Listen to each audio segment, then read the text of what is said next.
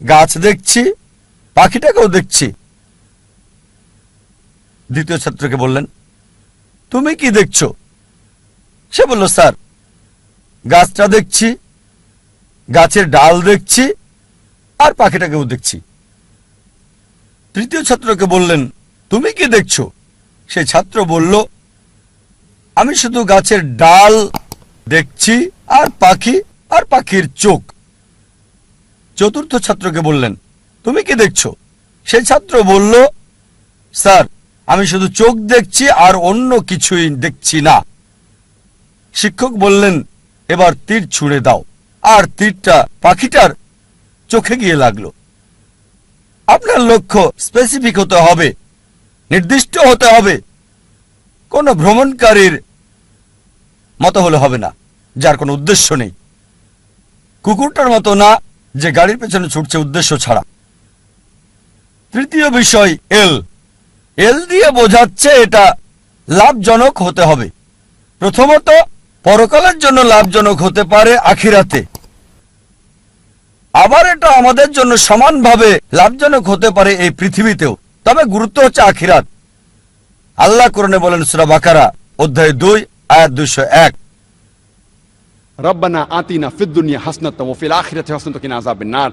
হে আল্লাহ, আমাদের কল্যাণ দাও দুনিয়া এবং আখিরাতের, আর দোজখের আগুন থেকে রক্ষা করো।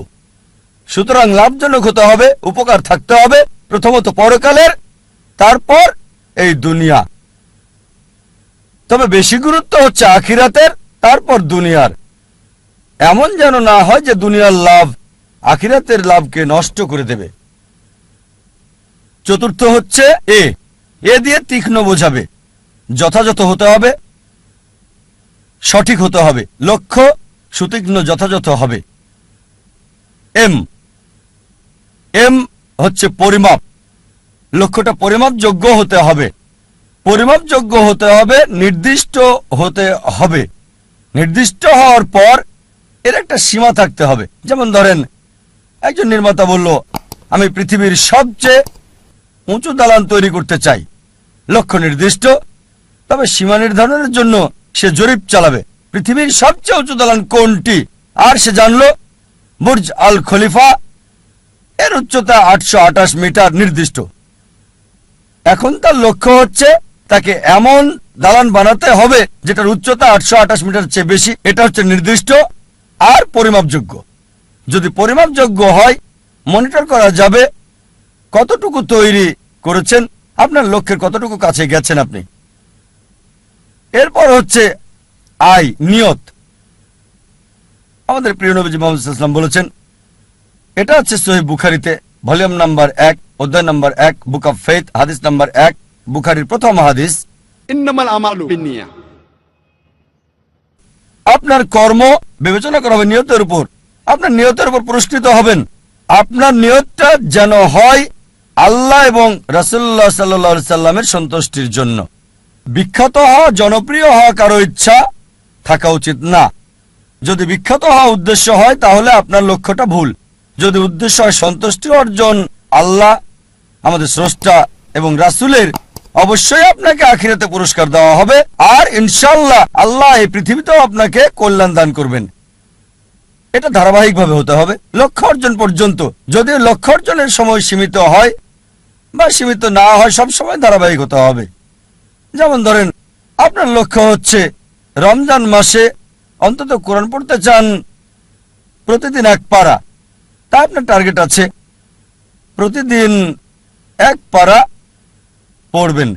এভাবে ধারাবাহিক প্রতিদিন রমজান মাসে কোরআনের 1 পারা করে আপনি পড়েন। রমজান শেষে পুরো কোরআন হবে শেষ অন্তত একবার। যদি সময় সীমিত না হয়, হয়তো বলতে পারেন আমি প্রতিদিন করে পড়তে চাই। একটা টার্গেট সেট করলেন, প্রতিদিন পড়বেন আধা পারা বা হতে পারে 1 পারা, এভাবে শুরু করলেন। যখন আপনি শুরু করলেন এই পড়াটা আধা পারা বা 1 পারা একদিনে, আর জীবনের শেষ দিন পর্যন্ত এভাবে ধারাবাহিক হলেন, আমাদের প্রিয় নবীজি মুহাম্মদ সাল্লাল্লাহু আলাইহি ওয়াসাল্লাম বলেছেন, এটা আছে সহিহ মুসলিম ভলিউম 1 বুক অফ সালাহ অধ্যায় 272 হাদিস নম্বর 1711। তিনি বলেছেন, যে এক লোক নবীজির কাছে বলল, সবচেয়ে ভালো কাজ কোনটি যা আল্লাহ পছন্দ করেন? নবীজি বললেন, আল্লাহ সেই কাজ পছন্দ করেন যেটা ধারাবাহিকভাবে করা হয়, সেটা ছোট কাজ হলেও। একবারে অনেক কাজ করাচ্ছে ধারাবাহিকভাবে কম করাটা ভালো।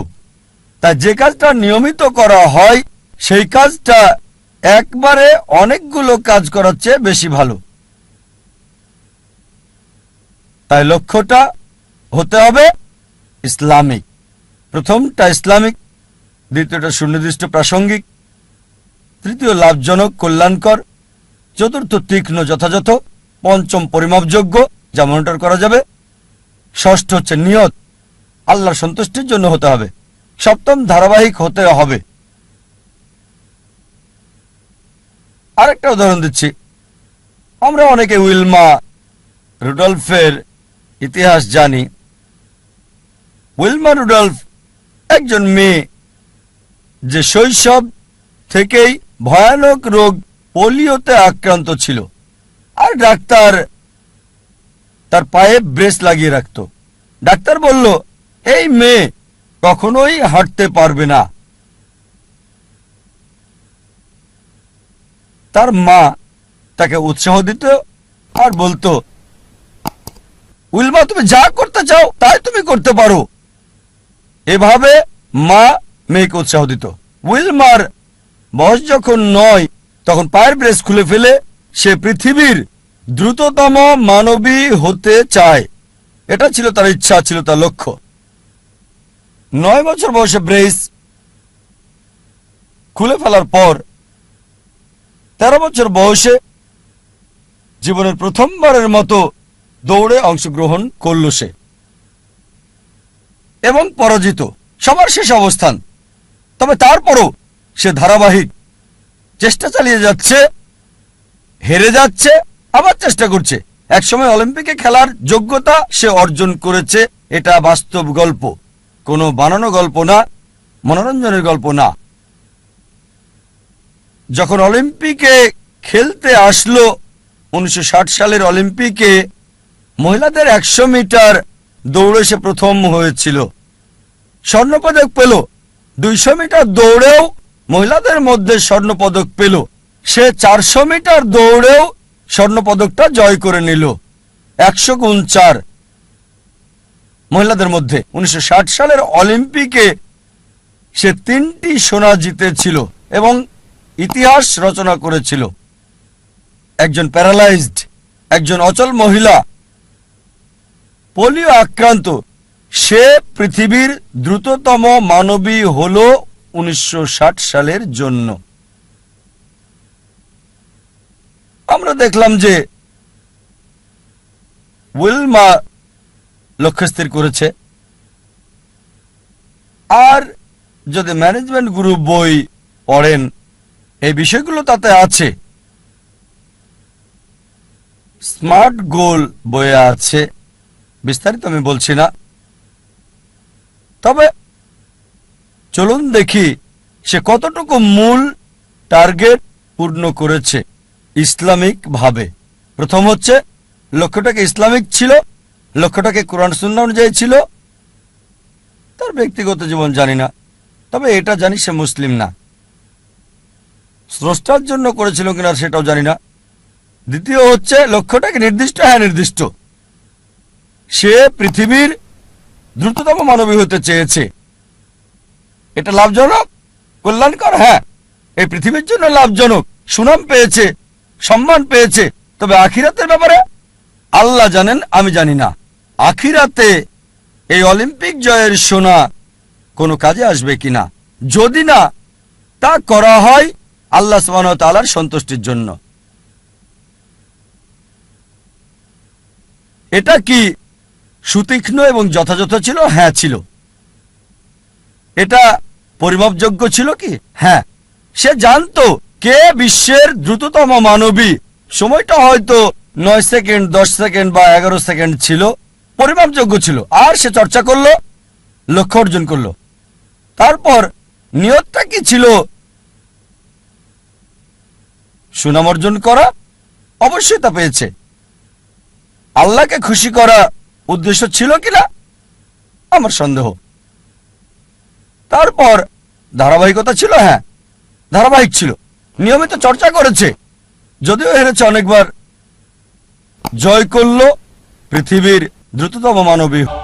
আপনাদের আরেকটা উদাহরণ দিচ্ছি লক্ষ্য নির্ধারণের। ভিন্নতা দেখে একজন মানুষের উদাহরণটা বলছি আপনাদের। একজন মানুষ যার সম্বল ছিল সামান্য, কিন্তু তিনি লক্ষ্যের চূড়ায় পৌঁছেছেন। যে মানুষ, যে ব্যক্তিটি আমার জীবনকে বদলে দিয়েছেন, শরীরের ডাক্তার থেকে আত্মার ডাক্তার করেছেন, আমি নিশ্চিত আপনারা তাকে চেনেন। তিনি হচ্ছেন শেখ আহমেদ দিদাত। চলুন তার লক্ষ্য নির্ধারণ দেখি। শেখ আহমেদ দিদাত, যদি আপনারা তার জীবনী পড়েন তাহলে দেখবেন যে পড়ালেখা করেছেন 6ষ্ঠ শ্রেণী পর্যন্ত মাত্র। তার কারণ ছিল সাংসারিক অভাব, বাধ্য হয়ে পড়ালেখা ছেড়ে দেন তিনি।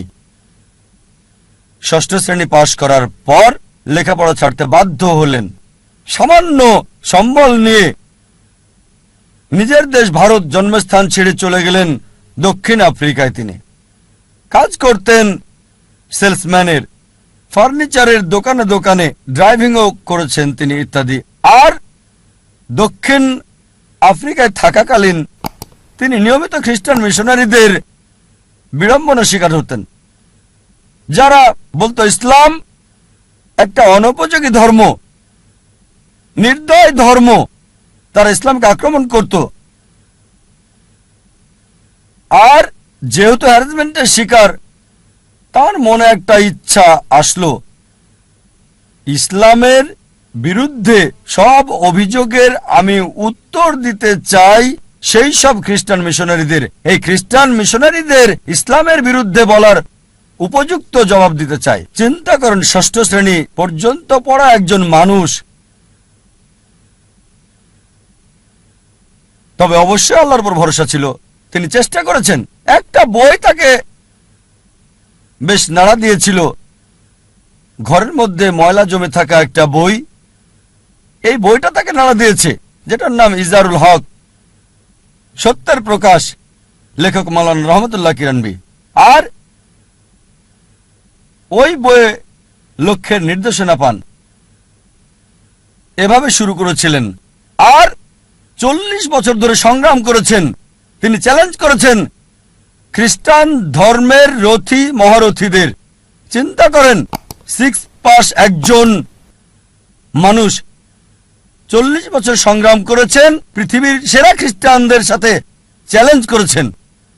এমন একটা ঘটনা 1986 সালে তিনি বিতর্ক করেছিলেন পাদ্রী জিমি সোয়াগাটের সাথে।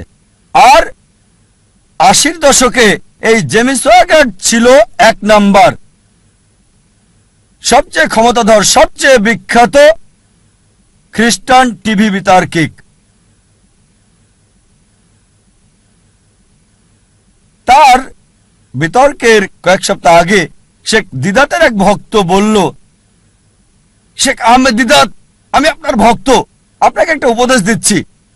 এই জেমি সোয়াগাটকে আমি চিনি, তার সম্পর্কে আমি জানি। তার সাথে বিতর্ক করবেন না, আপনাকে হাসির পাত্র বানাবে আর ফু দিয়ে উড়িয়ে দেবে। চিন্তা করেন, একজন ভক্ত আহমেদ দিদাতকে উপদেশ দিচ্ছে জেমি সোয়াগাটের সাথে ডিবেট না করার জন্য। আমি তাকে চিনি, আপনাকে হাসির পাত্র বানাবে আর ফু দিয়ে উড়িয়ে দেবে। যে লোক সবচেয়ে বিখ্যাত টিভি ব্যক্তিত্ব, টেলিভিশনের মালিক, যার বাজেট ছিল দৈনিক $1 মিলিয়ন বেশি সুনাম অক্ষুণ্ণ রাখার জন্য, আমাদের শেখ আহমেদ দিদাত, মাশাআল্লাহ, তার সাথে আল্লাহ ছিলেন। তিনি ইউএসএতে গেলেন, ওই খ্রিস্টান মিশনারির শহরে, সে যে দেশে খুবই বিখ্যাত। তিনি গেলেন, বিতর্ক করলেন, আর আলহামদুলিল্লাহ সুম্মা আলহামদুলিল্লাহ, আল্লাহর সাহায্যে তিনি টেবিলটাকে উল্টে দিলেন।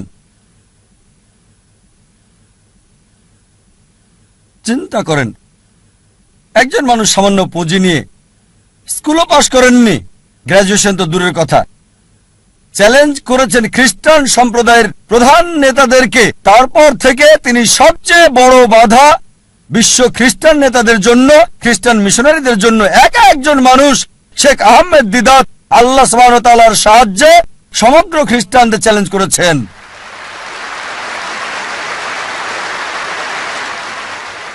এবার তার লক্ষ্য নির্ধারণ দেখি। 1 নম্বর হচ্ছে ইসলামিক। প্রথমে এটা কি ইসলামিক ছিল? কোরআন এবং সহিহ হাদিস মোতাবেক এটা কি আল্লাহ এবং রাসূলের জন্য ছিল? স্বাভাবিকভাবে হ্যাঁ ছিল। এ কারণেই তিনি লক্ষ্য অর্জন করেছিলেন। দ্বিতীয় হচ্ছে এটা কি নির্দিষ্ট ছিল? হ্যাঁ, তার লক্ষ্য নির্দিষ্ট ছিল। আমি ইসলামের বিরুদ্ধে অভিযোগের উত্তর দিতে চাই, এটা ছিল নির্দিষ্ট। যথাযথ জবাব দিতে চাই। অমুসলিমদের মন থেকে ইসলাম সম্পর্কে ভুল ধারণাটা সরাতে চাই আমি। তৃতীয় বিষয় হচ্ছে এটা কি লাভজনক ছিল, কল্যাণকর ছিল? তিনি আখিরাতের লাভ চেয়েছেন, আর ইনশাল্লাহ ইনশাল্লাহ আল্লাহ তাকে জান্নাত দেবেন ইনশাল্লাহ। কিন্তু আখিরাতের কল্যাণের পাশাপাশি দুনিয়াতেও সম্মান পেয়েছেন। দেখেন, 6ষ্ঠ শ্রেণী পাস একজন মানুষ 1986 সালে মুসলিম বিশ্বের নোবেল পেলেন মানবতার সেবায়। বাদশাহ ফয়সাল পুরস্কার তাকে দেওয়া হয়েছিল।